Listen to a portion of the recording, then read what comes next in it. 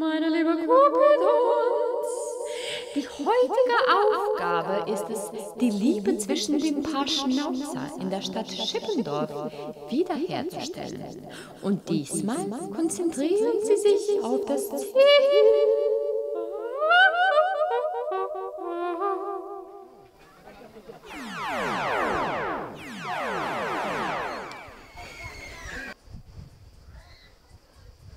Wo sind wir denn hier schon wieder gelandet?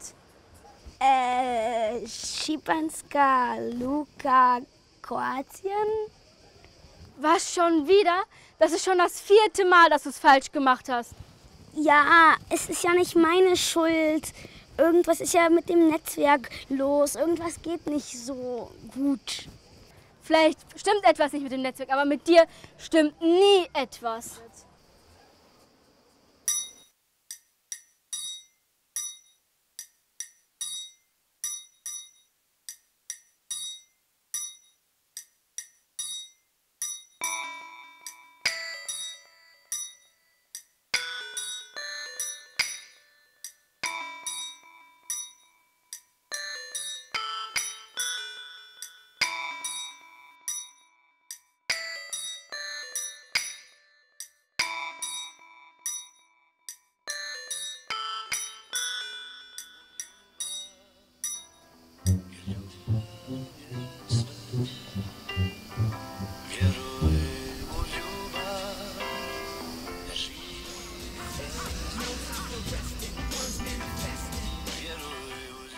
Hast du jetzt Netz?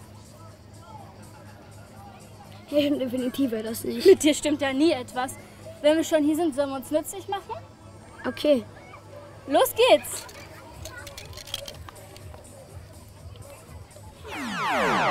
Richte das Signal an. Schalte es. Ich sagte, richte es an, nicht verstärken.